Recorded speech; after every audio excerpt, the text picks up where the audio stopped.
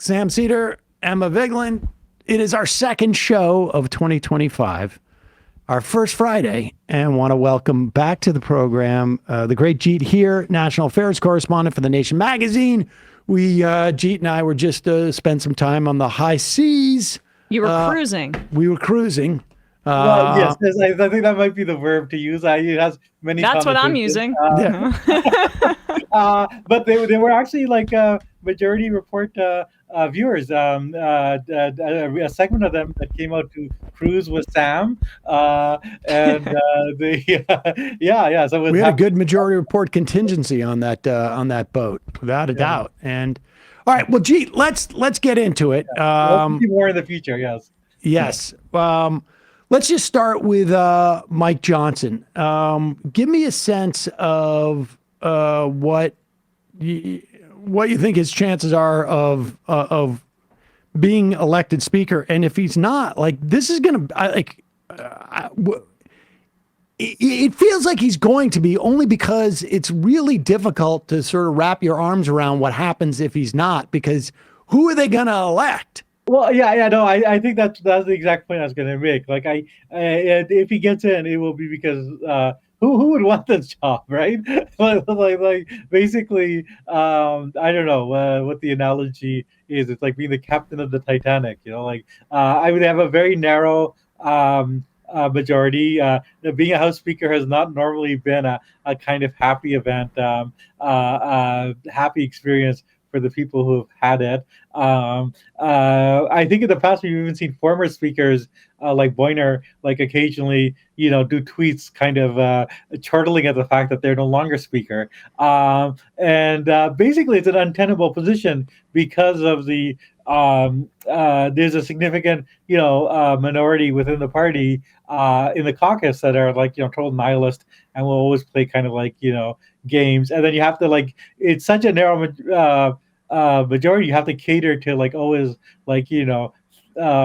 you need everybody. So that means that the wackiest and among the Republican people, there's some very unhinged people out there. You have to cater to whatever the hell they want. So it's going to be him, but only by default. I think that would be my guess. When you've got someone like Chip Roy, is that his name? Yes, Chip Roy. I mean, when you have or Massey or some of the other Freedom Caucus folks. Yeah.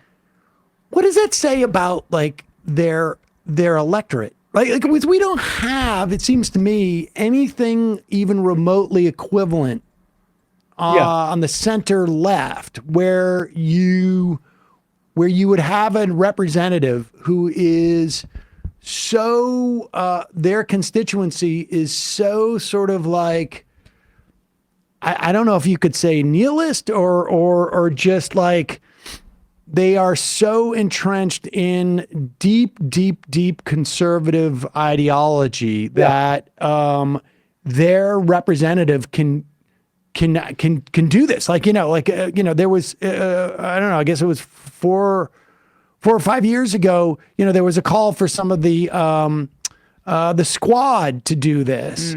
And in my estimation, they would have gotten chewed up. I mean, we saw Bowman lose because he was not paying enough fealty to the Democrats and actually voting for Biden's original agenda. It was twisted against him.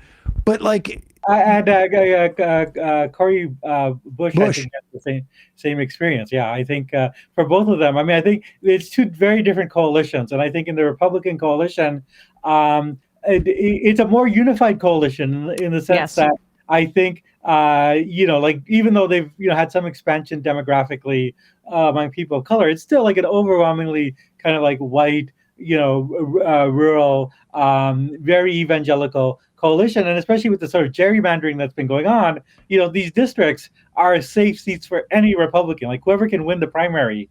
And this is the whole thing. It's it's a primary game. Whoever can win the primary will, as a Republican, will get those seats. And in the primary system, it is the really hardcore ideological right. And the coalition, I mean, I think even among the more moderate Republicans, there's kind of a belief, well, we need these people. They're the sort of, attack dogs or hardcore that keep people in line. The Democratic coalition is very diverse, not only demographically but ideologically, and there's much more prized among the sort of general primary electorate is like, can you get along within the coalition? Can you work with a Democratic president? So yeah. And sorry, Jeet. yeah. Yeah, I mean, it's the difference between a sort of, a very cohesive coalition and a diverse coalition, and it creates different incentive structures. I also just think, to restate a little what you're saying, the Democrats are not Republicans. That is their basically, and you have somebody from Gottheimer in the party to Alexandria Ocasio-Cortez and Ilhan Omar and Rashida Tlaib. And that is the problem, I think, right now, which is like, what is the Democrats' brand? The Republicans are both, they benefit from being directly a capitalist party that is going to benefit industry. So those ideological inconsistencies are kind of just, you could just throw them out in the trash, because what really matters is what I just said. But for the Democrats, this is why they need to be a party behind organized labor, because that's how they could create some sort of actual party identity, as opposed to the Republicans who, by default, in terms of who they serve and the racism and the unfettered capitalist exploitation, by definition, they're always going to be more ideologically consistent across the moderate, I put in quotes, to extreme spectrum. Yeah, I know. I think that's right. Although I mean, I would say for Republicans there is a sort of governance problem. Like, I actually think with both Trump certainly, but even I would say Bush Jr., there's real problems of actually getting certain things done because you have some of these lunatics that will jam up their own president. But having said that, I mean, like, the end result is like they get what they want. I mean, I think the party donors want like low taxes, no government service, and like the more ideologically extreme people, they might phrase it in ways that are offensive to moderate Republicans, but they kind of want the same thing, right? And in fact, government. I mean, the other way I would put it is government dysfunction is actually what the Republicans want. Like they kind of want, right. Like government shutdowns, government right. that's constantly always in crisis. That is actually a good result. It's not a bad result, right? Like whereas I mean, if you actually want to like kind of have a governing coalition that is actually able to like achieve things, it creates a different set of incentives for like sort of to compromise.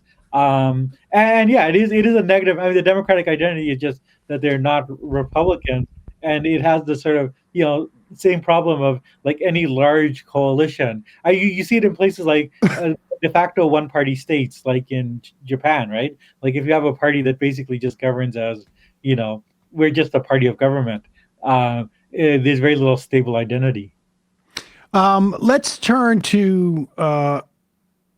I mean, assuming that Mike Johnson ends up being the Speaker of the House. Yeah. I mean, and if that's the case, let's turn to this big H-1B fight, because it also sort of like dovetails into, how Democrats should approach the Trump administration or anyone who's looking to sort of thwart a lot of the agenda of the Trump administration. It started out, I guess, with Thea Ramaswami saying that there was a cultural problem with Americans. That native in quotes, which means Native Americans, white, of the traditional hue in this country, that we have become, soft and not merit-based, which sounds a little woke, actually. It makes it seem like people are just getting by on their whiteness, but I don't think that's his point. His point was like, we're not, striving for excellence, and only because we like Zach Morris too much. And only immigrant families. I want to just give a little context for this, because this is actually very. I think his comments fall into a particular tradition, which is, like, if there's this sort of, traditional, like, racism of the sort of, Charles Murray bell curve type that, people of color have low IQ, are lazy, shiftless, welfare dependent. And Murray got attacked for that. And then he came out with like another book basically saying, well, you know what? This is actually also true of poor whites. They're also lazy, shiftless, welfare dependent, not getting married. And he thought, and then this is actually also J.D. Vance's original argument in Hillbilly Elegies, right? So there's a kind of contingent of the right that basically, I call it sort of like racism against poor people. Like it is, and it is like it is an oddly. This is also like Moynihan stuff. Even going back to Moynihan, late senator from New York. I mean, this was.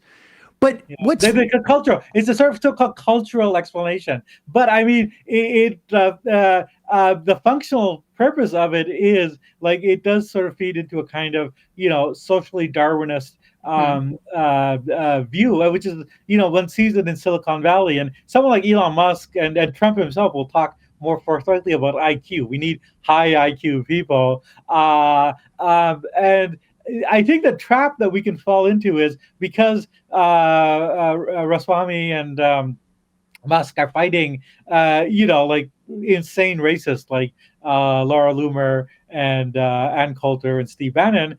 Some people are thinking, these Musk can be our ally. But if you actually look at what Musk and the others believe, I mean, they actually believe in basically like racism against poor people. We want like a hierarchical elite society, which will also draw in the best from all around the world, and also be organized in a way in which the boss, the Silicon Valley people, the Peter Thiels and the Musks, will have power over these employees. So I mean, like, it's a social Darwinist vision that's not too far. It's another. I see it as another variation of racism rather than an alternative to racism. All right, and let's separate out like that trap that you were talking about, because this is really important, I think, too, is like, how do you weigh in on this debate without necessarily saying I'm weighing in, on the sort of second order reasons why someone is supportive of this. But the other thing that's... I think one thing is, there's two things. One is the sort of traditional, Godzilla versus Mothra stance, which is, let them fight. Let them fight, yeah. Which is like, I think pretty valid. But I mean, having said that, I mean, like, I think the important thing to keep in mind is people on the left have long been critical of those visas, and I think for good reason. That this is essentially a guest workers program, which is to get people over who are employees who are doing these jobs who have less rights than American citizens, and the traditional non-xenophobic concern is like, you actually, if you have immigrants, you want them to have the same rights as other people. And I think that there's a bunch of different ways of getting around this. I think one solution, which I am sort of partial to, is sectoral bargaining. That if one has, to go back to Emma's point, like if one makes this a labor issue rather than an ethnicity issue, if one is able to organize these workers to so that they're not indentured, and then to get them not just in Silicon Valley, but sort of poorer undocumented immigrants. If one can get them labor rights, then that actually I think solves a lot of the problems of being able to both get the workers you need, but not having it as them as sort of pawns of to the most Darwinist plutocrats in America.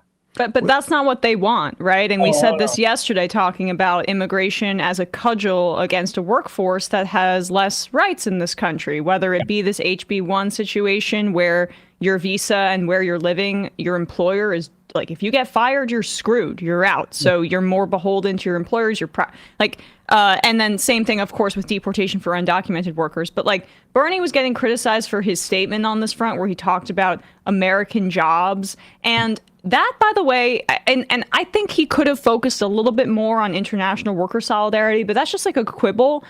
American politicians talk about saving American jobs all the time. But suddenly all these liberals are going after Bernie Sanders because he's putting it within the context of labor exploitation. And I think that's very telling. They don't have a problem when it's used to drum up competition and militarism with China, or if it's to sell a merger or some, business opportunity. But when it's calling out labor exploitation by these companies, they're freaking out.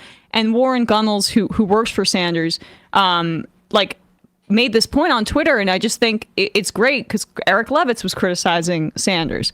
And he said, I don't think Elon Musk should be allowed to hire H-1B analysts, accountants, or engineers from overseas at Tesla who are paid as little as $52,666 and can have their visa taken away from them by their boss if they complain about unfair or illegal working conditions. Like, the point there is that this framing, it's like, oh, there are all these tech workers making six figures. Don't call them exploited or indentured servants, which was strong language, but it functions in a similar manner. Like, they're not getting paid great, and they could get fired any day, and they're not getting Social Security or like the other stuff that Americans were able to pay into. And that's what guys like Elon and these tech capitalist people who want to make as much money as possible want. Yeah, no, absolutely. And then there are very documented cases of exploitation within Silicon Valley. Like, I mean, people are thinking, well, okay, they're not like restaurant workers, so, they're doing okay. But there's a couple of issues. One of which is because so many of them are from India, as I myself am. When Silicon Valley, we're seeing a replication of the caste system. Where people who are like Brahmins get like higher positions, and people who are coming from India who are like Dalits, the so-called untouchables, are shunted into lower positions. And when there was attempts to organize and to make caste hiring illegal in America, the Silicon Valley people came out against it, and they used like sort of spurious, fake anti-racist arguments, saying, "Oh, this is discrimination against Indians if we ban the caste system in America." And beyond that, I mean, I think the other great example of this is remember that fake blood thing in Silicon Valley? What's her name? Elizabeth Holmes. Theranos. Yeah. So the Wall Street Journal documented this, that a lot of the lower level people in the company had these visas, and they were afraid to speak out against the company and afraid to speak out against the fact that this was a giant fraud, because they would have been deported. So the idea that this is Silicon Valley, so there's no class exploitation going on here, that's just ridiculous. That's not how capitalism works. And there, I've been reading some of this. The Department of Labor supposedly could set wages higher, but again, it's not just about wages; it's about control that comes with the fact that they have a tenuous presence in this country. But the other irony that also struck me about what Vivek said was, he's making this argument that the H-1B folks should be, we should welcome them in.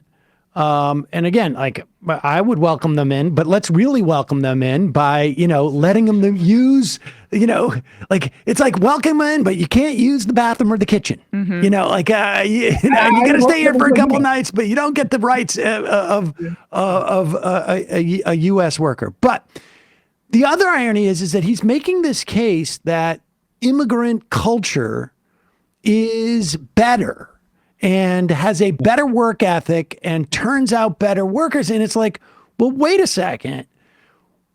Why wouldn't this apply to all immigrants? Like, we have, you got construction workers coming in here and they have the same work ethic as the ones working in tech, right? Like, it's there. It really starts to fall apart on even the slightest bit of scrutiny. And so how do, getting back to that idea of intervention, like, I am all in favor of them, let them fight thing. But there are instances like where it feels like there's opportunities to sumo wrestle a little bit here by saying, like, well, we could take H-1Bs would be okay if they had these protections, that protections, but without it, no. I mean, like the idea of like, I'm going to side with one side or the other. I'm against both of their reasonings, frankly. No. I think that's right, and I think that is actually Bernie Sanders' position. Like if we're gonna have this visa, it has to be like radically reformed, and the abuses have to end. But I mean, I would actually go a little bit further than that as well. I mean, I think that the sort of the policy angle of let's actually make these visas work. For everyone and not just for the plutocrats. I think that's one good aspect. I think the other thing to maybe point out, which I think also cracks the Trump coalition perhaps even more, is just to point out, like, this is why Musk joined Trump, right? Like Musk and the other Silicon Valley guys, they're really heavily invested on an idea of a kind of deregulated America where they can get all the government funding that they want and bring all the workers that they want, but not be controlled. And especially Musk is very anti-union. So I think like actually making someone like Musk and the sort of exploitation that he does and the sort of larger Silicon Valley culture does is a way of actually not just addressing the policy point, but actually addressing the sort of broader ideological point, the broader sort of political identity point that Emma pointed to. If you're going to be a party of labor, then you have to point out that yes, we reject the racists like Loomer and Bannon who want to keep America white, but we also reject the sort of people like Musk who are using immigration as tool for a larger goal of a much more plutocratic, robber baron America.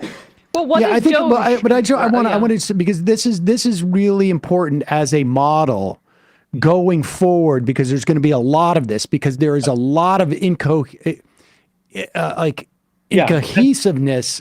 There's a lack of cohesiveness in everything that Trump has espoused, tariffs but low inflation, low taxes but a low interest rate. I mean, all of it is there's a deep contradiction in his policy set. So there's going to be a lot of opportunities where we as progressives or leftists or even liberals will find themselves in between this fight, where the answer is they're both wrong because the reasons why they're pursuing their positions are fundamentally different from where ours are. And you don't just get the outcome, right? Like in these fights. If one of these two sides wins, they win with all the baggage that they're bringing to this fight. It's not just the outcome. H-1B things exist or they don't exist. It is the foundations of these arguments that are important to counteract as we go into the Trump years, because I don't think I've heard, certainly not, and I don't know who would be the leader of this, maybe it's Bannon, maybe it's Loomer. They're not arguing for more worker rights. They are arguing for less invasion of non-Americans, non-traditional Americans or whatever it is. And Musk is not looking for the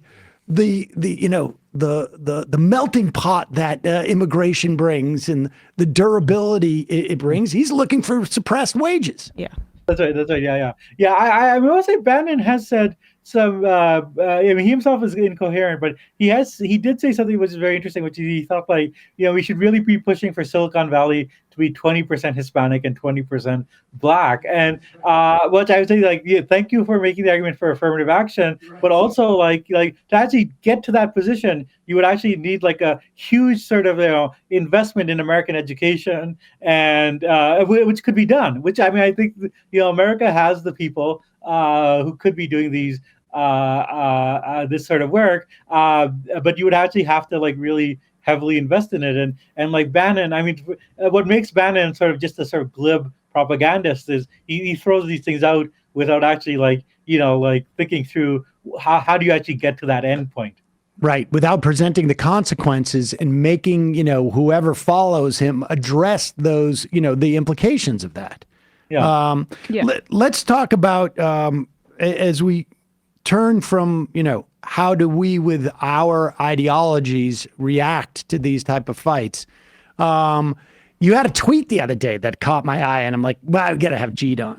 Because I am struggling with this as well. And I, of course, don't have the tweet in front of me, but it was something to the effect of like, one of the mistakes that you've made in your politics is the idea that you think Democrats, progressive Democrats, can work within the Democratic power structure. Elaborate on that.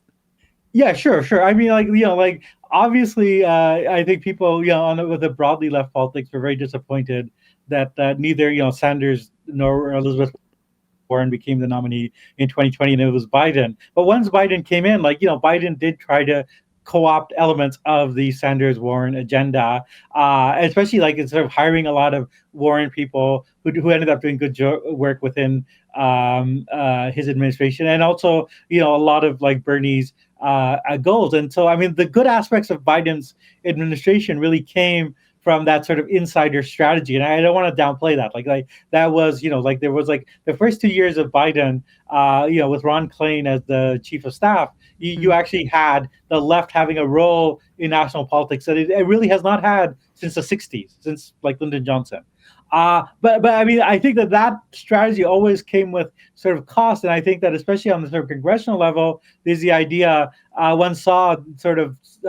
I think there's a divide in the squad between people who have become completely oppositional to the Democratic Party and someone like AOC, who I think has been pursuing an insider strategy. But one saw this actually when Biden was kind of going down, where they both Sanders and AOC were supporting Biden even after the that horrible debate, and they were trying to they got concessions from him. They actually got Biden to commit to he went out was going to cap rent at 5 or 9% or something.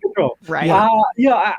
At the time I had defended that, and but actually now we're kind of seeing especially with how they had a choice between Jerry Connolly and AOC, and to head the oversight committee, and they went with the 74-year-old guy who has throat cancer, who all sympathy for him and his family as he struggles with this. But when this guy goes on TV, he can barely speak. And this is this is well, but Jeet, I mean, honestly, though, for the 75-year-olds, with esophageal cancer, he's got a pep in his step that a lot of them don't. Mm-hmm.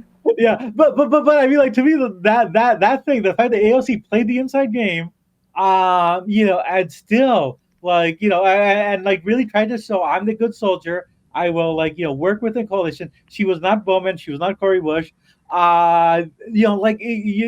This party, the party elite is so committed, and I think there's actually a danger that if you're seen as the good soldier, that actually undermines your ability to challenge the party from the left and to win over people who are skeptical of the party, which I think Bernie Sanders was able to do in 2016 and 2020, precisely because he was not a Democrat. And there's always the accusation he's not a real Democrat. Well, guess what? If people associate the Democratic Party with neoliberalism, then not being a Democrat makes you more popular. So I think going forward, I think that the inside strategy doesn't have much more juice in it, and I think that there might be a role to play. I think in organizing outside the party and then to challenge the party. And I think especially if you're thinking in terms of presidential race, but also in sort of other primaries for Senate and Congress, to get people who are outside the party, doing political agitation, political work, building a political base, and then coming into the party as an outside force. So I would imagine someone let's say imagine a union leader like Sean Fain, or there are others, but organizing events, organizing a draft Sean Fain movement, but it's outside the Democratic Party, and that he only comes into the party as an outside force and doesn't try to play nice or beforehand. So, all right. But I have a slight disagreement, let me just Okay. let me just see if I understand, because Sanders said something similar in his interview with John Nichols, but it was more, he was talking more about in like red states, try and encourage like Dan Osborne's.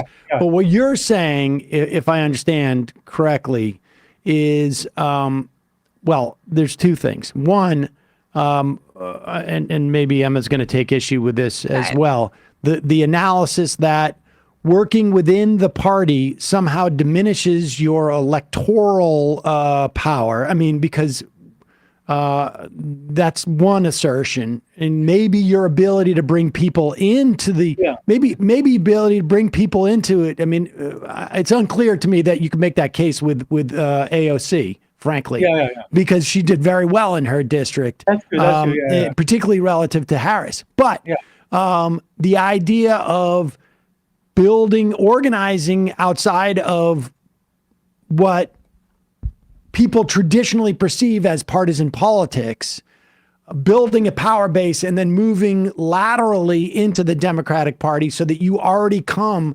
But that's sort of like what AOC did in some ways in her primary, right? Yeah, I mean, she did in the primary. I'm trying to think of like if it's possible to like replicate that model in this new moment where like Trump is again in power, because I don't actually see the party. I mean, maybe Ben Winkler will become head of the DNC. There might be a few other moves still to play, but I'm not sure that the sort of centrist faction of the party is willing to give up power. Oh, they're definitely not willing to give up power. I mean, the question is how do we dislodge them? How do we dislodge them? Right? Yes. But the stuff about I disagreed with how Bernie and not Warren, Bernie and AOC were backing Biden at that time, right? So perhaps we had a different perspective on it at the time. And look, I got a lot of stuff wrong. I thought Harris would win. We're all just looking back and reflecting.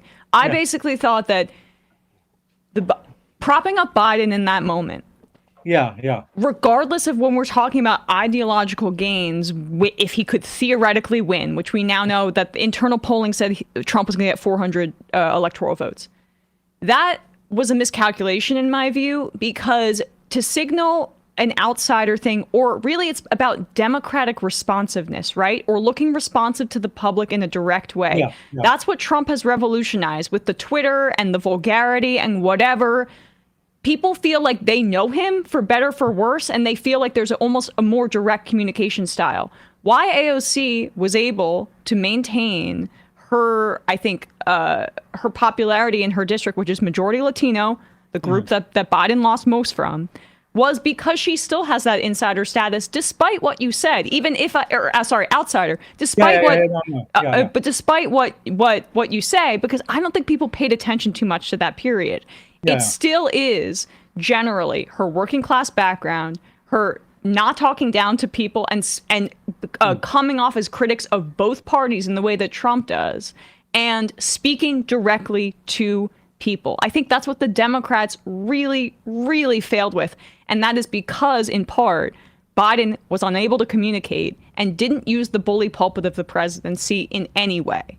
So that's just my difference, I guess, in your analysis of her specifically. But I think if you were to expand it beyond her, because her political acumen is so specific, I would agree with your assessment.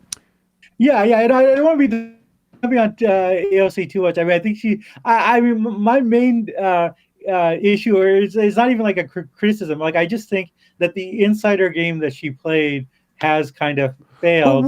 I think the insider game that Sanders played yielded some policy successes, but it's also like there's no future for it, right? Like, if you don't have a Democratic president. So I'm just trying to think of like where do you go? And what part of this? But wait a second. Let me just because I'm unclear and there's two things. One, we got an IM that says, I agree with Jeet. Progressives need to abandon the Democratic Party and use that refutation as a uniting force of the left. We should pressure the squad to go independent and third party and form a coalition as a leftist front. That's not what you're saying, right? No, right. Okay. I think that they need to like have some independence from the party, especially if the party. But what does that look like in terms of like, because I'm looking at the labor advances and the antitrust advances. And the antitrust advances were even more extensive. And Warren, I think, plays I know Warren, almost exclusively an inside game versus an outside game, whereas Bernie does the opposite, right? I mean, Bernie was out there using his campaign to literally fund union organizing simultaneously. I mean, he was definitely pursuing that. It didn't catch in the way that I think they were hoping it would at the time, although it's arguable as to whether, Sean Fain is president of the UAW, were it not for what Bernie's campaign did to the idea of that membership in these unions had about organizing. So, I mean, it's a little bit hard to say that you may not see a direct thing, but it's undoubted, a lot of that happened that way. But where is the failure here with AOC? Like, she gets 84 votes. She doesn't get the committee thing. Her playing nice in certain instances. But what's the cost associated with that playing nice in electoral terms or in real terms that you see? Because as far as I can tell, there's no winning or losing at this point. Like, she's still in the game. If she leaves Congress, she lost, right? Okay. Like, I get it. But where are you making the assessment here other than like, she didn't win that one race, but that it's pretty rare that a 3-term Congress person becomes chair of, or I should say ranking member of a committee. Yeah, I know. I mean, I think that's all fair. I guess my question would be, like, sort of going forward, does she continue to try to pursue, like, trying to get these committee positions, or does she become a more kind of outspoken critic of the party the way that, say, Bernie is? Like, Talib. I mean, I think like Rashida Tlaib, and I think what she's doing is hugely important because she's like almost a sole voice in Congress, who is speaking out in any type of forceful way against what we're doing in that regard. But where does that get her? Because it seems to me that Bernie Sanders did this for 30 years. Yeah. He did what you're talking about in the House for 30 years and was lucky enough to be able to get, to become a senator, and then was going to do it in 2016. And because his mindset was, my job is to message, period, he missed a golden opportunity, it seems to me, to have actually become the nominee. Yeah, no, I mean, he didn't take his own campaign seriously enough for his chances. No, but I mean, if that is the model, then one could see someone doing it not for 30 years, but for like 10 or 15 years, right, and like actually like getting somewhere with it. But I think it wouldn't mean, if one is going to pursue, like, not just with AOC, but with other people like within the party, or I think especially, like, my whole analysis is partially based on the fact that I really think, as we talked about before, we're living in an anti-system era. And I think that, like, the sort of points that you get for working within the system aren't as valuable as the points you can get from people who see you as the avatar or voice of anger against the system. But how much power could AOC get in terms of outside? Because what you're talking about is you're talking about points with the electorate. Yeah, right? Yeah. Like with constituents. Yeah. Oh, and I'm partially thinking about going further, like either running for the Senate, governor, or president, and especially like thinking in terms of like what would a left challenge in 2028 look for within the Democratic Party? And I don't think that it can be someone doing even though, like, I think Elizabeth Warren has had an amazing legacy and has, a lot of the good things that came out of Biden came from Elizabeth Warren and her people.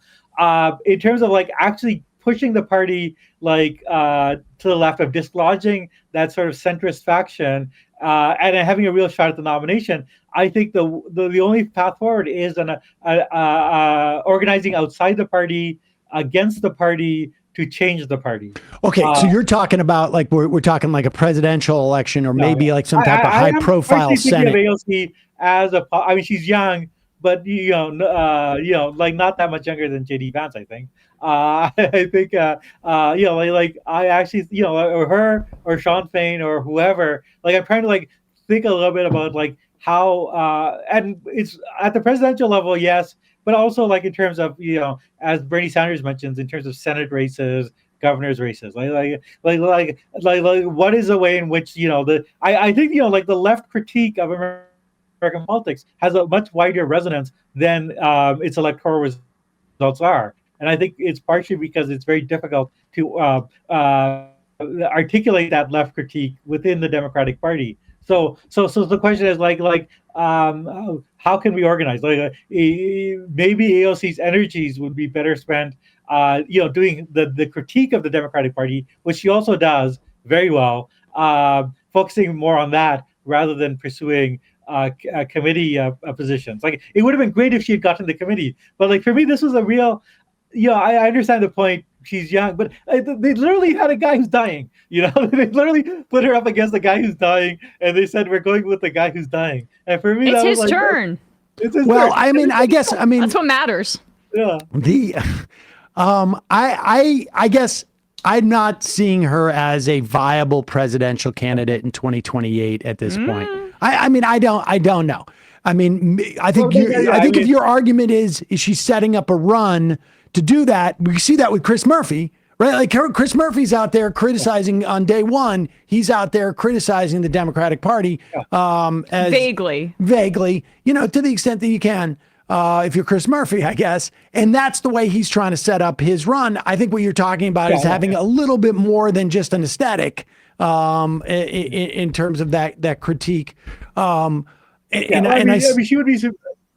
To me, she'd be superior to Murphy because she would actually have like an actual politics. Oh, I agree. An actual credibility. Yeah. But I mean, not just at the presidential level. Like I think like at all levels of the party, you're going to have people like you have primary races, like in Congress, in the Senate, for governor's races, and the whole question is like, how do you push this party to the left, or how do you not even to the left? I mean, I think, like I said, how do you make it like a more of an anti-system party, more of a party that's actually able to listen to the anger that is out there among voters? And so my whole thing is, I worry that an insider strategy at this stage, like I think it made a lot of sense, especially in 2021, 2022. But at this stage, I think an insider strategy cuts against like the need to have a left anti-system politics. Yeah, I mean, I see your point. I'm not sure that you can't do both, frankly. I mean, at least in the position, if you're in Congress, you're sort of you're more or less part of the system, it seems to me. Like, if I don't know how I can see you can run against the Democratic Party within the context of the party, I guess, and it depends on like where someone like her thinks that she's running. I also think that like just taking power and doing what you're going to do with it is a good thing. Now, I also think that like actuarially speaking, if we're sitting here saying that Jerry Connolly cannot go the whole way, maybe he can't. Maybe. But I'll also just point out, like, there is also a problem with like, as much as we talk about how the Republicans are, like, the Trump voters, they're lacking in media literacy, or, like, they're doing so for an uneducated reason, and that's an easy point to make. The Democratic primary voters reward the exact wrong things every single time. And it is the constituency that has been continuously cultivated within the Democratic primary voting base is one that values, like Nancy Pelosi has, 80% approval rating with Democratic voters? Yeah. So there is a problem, I do believe, and disconnect between the structure of the primary process in the Democratic Party and it's way too insular, like their leadership fights, like this gerontocracy. It's all about internal politics in Washington, as opposed to like thinking about general election mobilization and not just doing kind of this safe cowering thing that the Democrats have been doing as a voting bloc for quite a while. Yeah, no, I think that's absolutely true. I think that this last election might offers an opportunity to maybe change some of that. I mean, as mentioned, like Sam and I were on this cruise, and there were. There's a wide the cruise is actually a microcosm for the whole Democratic Party. You get everyone from sort of like red diaper babies to DNC types. But I did notice that like many more people were receptive to sort of critiques of what we could call MSNBC resistance liberalism. There was like a few people who still said, "Well, I like Joe Scarborough," but I think most people are not there anymore. And I actually think that one of the opportunities of the moment is like that sort of hold. I mean, I think that institutional supporting primary voter came from the fact that the party could deliver. They could deliver like election victories. They could deliver some results, right? But if you have like a Republican trifecta and you've lost to Donald Trump like 2 out of 3 times, I think that there's like a lot of people that are going to be open to a critique that, hey, like the people are running this party, there's something fundamentally wrong with them. Yeah. And I think, again, this is what Donald Trump was able to do. Like Trump came at his success was owed to the fact that Bush and Cheney had discredited a whole wing of the party. Mm-hmm. McCain had lost, Romney had lost, and so there were a lot of Republicans who didn't respect the party. And so if people were saying Donald Trump's not a real Republican, he's like an outsider, that's all to the positive. So I actually think that within the Democratic Party, there might be some appetite for like someone who like actually challenges like all the failures of the party elite. I think that's true. I mean, but I also think like this has been a constant, for the last 15 years. Like I think, Obama won as a change candidate. Yeah. He didn't necessarily provide it in the way that I think people thought, but generically speaking, he was a change candidate. And remember, like, everyone prior to Obama in 2004, given that speech, and even like months later at the DNC, like, go into 2006, everybody thought it was Hillary Clinton's. Yeah, everybody thought that. Everybody thought it was going to be Hillary Clinton was going to be the nominee. There's no discussion. And it wasn't until 2006 where, Obama, who was just 2 years into the Senate, prior to that was a state legislator, gets on the scene. And so there was that same sense that he was from the outside, even if he didn't necessarily have criticizing the kind the of war. Base. Criticizing the Iraq War. Yeah, exactly. No, this is the whole point. Like since like basically the Iraq War went sour in 2004, and then with the economic meltdown in 2008, Americans have been unhappy with the direction of the country and have been anti-system. And Obama was the first anti-system politician. And Bernie was the number 2. I mean, this is the problem with the Democratic primary, process that we had, is that, Bernie was also considered that candidate. Yeah, he was. But Trump criticized Jeb Bush on the war on the debate stage as well. So the 3 people we're talking about here were all against this militarism. Yeah. And I'm sorry, I know we're all have a lot of thoughts, but like I'm reading Richard Beck's book right now about how we're all just living in the shadow of 9/11 and the war on terror, and how a lot of our political ecosystem right now can be explained by that. And I think that we're hitting on that here as well. Yeah. Yeah, no, absolutely. Obama came as a change. And I think in 2012, he was gifted by the fact that the Republican opponent was Mr. Establishment, like Mitt Romney, whose family had been huge in the Republican Party and in Mormon politics for like over a century, and who like literally made his money deindustrializing the Midwest and throwing people to work as a vulture capitalist. And so Obama could again be, I'm the agent of change. And Obama ran as the agent of change, not just against the Republicans. He was like, I'm turning the page on like, the Clinton era as well. Yep. But unfortunately, the party, like after, these 2 victories, they decided, well, let's actually go back to the Clinton era. Let's go back to, candidate whose name is associated with NAFTA. And then Donald Trump was able to run as the change candidate. And in 2020, I mean, it's very interesting because Trump could not run as I'm fighting the man because he was the man. And there was all these things like, COVID and police brutality, which were, like hugely unpopular. And the Democrats were able to harness a lot of the anti-system anger in 2020.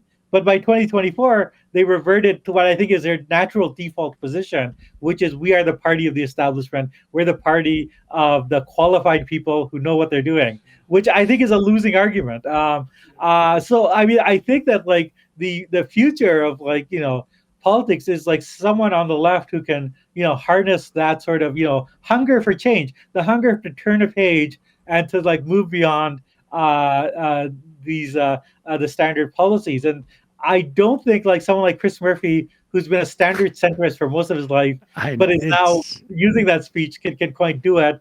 I think that someone, as I mentioned, like a union person coming outside the party could do it. I think someone like AOC, like if she were, gives more salience to the part of her persona that is like a critic of the party and less to working within. I don't think there's any leverage or any points anymore for her to try to work within the party at this moment.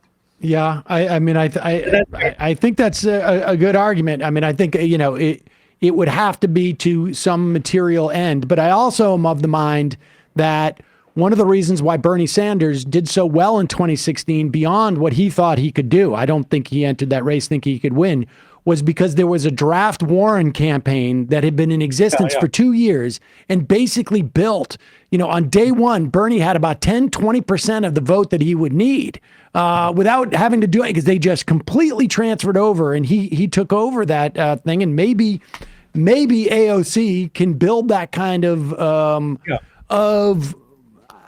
I hesitate to say the word movement, but that type of like organization that could then be for, another candidate. But we will have this we have plenty of time to have this conversation. One that is more pressing, just before you go, we have a clip of a brilliant Canadian. Two brilliant Canadians. Interviewing another brilliant Canadian who very well may be the next Canadian Prime Minister. Very likely. Are Canadian. I mean, and I don't know Canadian history well enough to make an assessment of what is asserted in this clip.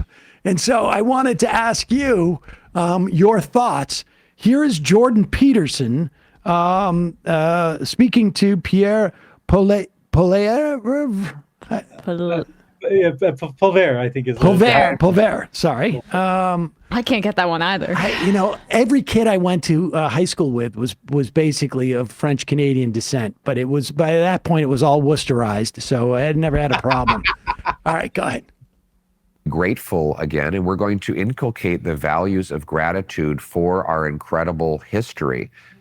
Build up the country, celebrate what we have in common rather than obsessing about what divides us, focusing on the shared values that make us all Canadian. And pause it for 1 second. Jeet, I have to ask you, is there concern amongst Canadians that their next prime minister does not seem capable of even looking into the eye of a guy he's getting interviewed with on television? Like, he refuses to even look at Jordan Peterson as he speaks to him. Wouldn't you? I'm sure that stare is crazy as hell. Whoa, good. That make us all Canadian.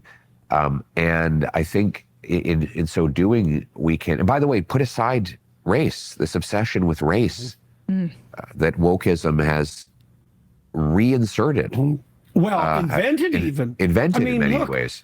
When I moved to Toronto, it was as race blind as any country, as any city could be. Right. Right. And that's flipped. And it's flipped because of that obsessive concern with race. Right. That was something we 100% did not need in Canada. Yeah. Right. We basically, what would you say, imported and invented racism in Canada. Right. As a consequence of policy. Wokeism seeks to divide people into these different groups and subgroups, and we see the results in a 250% increase in hate crimes. But we're going to get back to the basic principle that people are judged based on their individual character and humanity rather than by their group identity. And that is actually, ironically, the most unifying thing we can do to bring our country back together. And as Jeet, did wokeness invent racism in Canada? This is a fascinating dynamic. And news to the indigenous people who were slaughtered in Canada and then also put into re-education schools. Yeah, no, absolutely. Yeah. No, I mean, there's I can sort of categorically say that this is not the case. I mean, obviously, the history of the indigenous people is a major example, but also, I mean, there have been African people of African descent in Canada since at least 18th century, if not earlier, and along with sort of the pattern of segregation, ghettos. And other things as well. I mean, like in the 1930s, the Canadian immigration policy was to keep out Jewish immigrants, and the actual cabinet minister who was in charge of immigration, in his diary said, in terms of letting Jews into Canada, none is too many.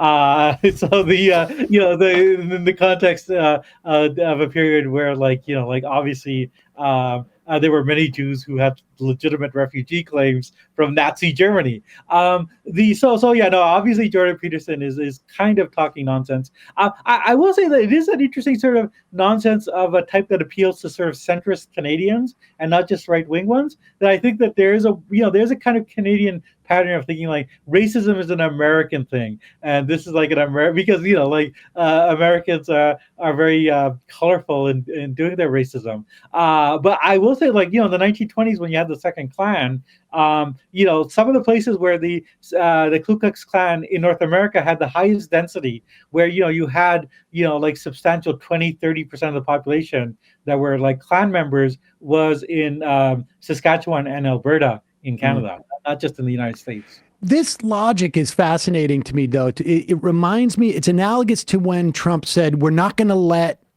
test, and we're not going to let them come in off the ship, because if they do, then the COVID's here.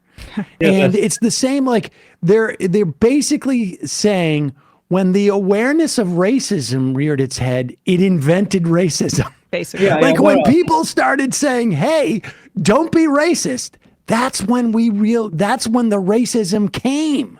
Right. It's like as soon as you name the thing, it exists, and it's almost like what's that book? The flying around the kids book, where they don't name Voldemort. Oh, Harry Potter. Yeah, like if we don't say his name, he doesn't exist. And then the moment you say his name, he appears. Right. Yeah, no, absolutely. I think that is the basic idea. If we don't talk about racism, then it won't exist. I think the other thing, though, that maybe the conservatives here can benefit from, though, is that there has been sort of a rise of agitation, especially among Indigenous Canadians, on these issues. And I think that oftentimes the Liberal Party has kind of played lip service to this without actually doing anything. And so I think that there's a kind of pattern of sort of like frustration on these issues. So it's not. I think that the conservatives could profit from this, not just among appealing to racists, but maybe also more importantly, I think the Liberal failure to address real social problems is going to make people think like, well, okay, this guy, he's at least has a different approach. Maybe that'll work. That dynamic, I think, is also a problem in this country. Yeah, maybe we caught it from you. And another instance, though, of a podcast with these right-wing leaders going on, Joe Rogan, Trump going on there talking directly to people, I think that helped him. Javier Milei was on Rogan. He went to Austin with his sister, who he's definitely not sleeping with. He's had to deny that many times. And that is the international cohesion of this right-wing project. I know you got to go, Jeet, but that's something we can flesh out another day. Doge is what Milei is doing in Argentina, where now poverty is over 50%, and it's been skyrocketing over the past year. No, absolutely. No. There's a lot of international cohesion, and I actually think I mean, it shows the weakness of the Liberals, which maybe is another Justin Trudeau and the Liberals, where I think we're seeing a broader kind of failure of centrist liberalism, both with Biden, Justin Trudeau, and I think Macron in France, and the Labour Party in England. But this is opening up a space for the far right. And what's kind of interesting is that Trump is talking about taking over Canada. And one would think that if you had a strong sort of center-left party, they could play the nationalist card, as Justin Trudeau's father, Pierre Trudeau, did brilliantly in the 60s and 70s by thumbing his nose at Nixon and, opposing the Vietnam War. But Justin Trudeau has not been able to do that. And the contrast is, I think, with Sheinbaum in Mexico, who has responded to Trump saying, we're going to invade Mexico, as I saying, to hell with you, try it, buddy. And, if you're going to raise the tariffs, we're going to raise the tariffs on you. So if you actually have a strong populist, left populist leader, I think they have the credibility to kind of stand up to this international right and to, use a kind of what I see as sort of positive nationalism. Let's stand up for Mexico. Let's stand up for Canada. But Justin Trudeau, I mean, it reflects the real weakness of the Liberal Party right now, that Justin Trudeau has not been able to do that. Jeet Heer, National Affairs correspondent for The Nation magazine. Always a pleasure. Thanks so much for your time, man. Oh, yeah. Great Thank to be you, on. Jeet. Hey, folks, don't forget to hit the subscribe button and check out our daily show. We do it every day at 12 p.m. Eastern for about 2.5 hours. We even take phone calls. You should check that out.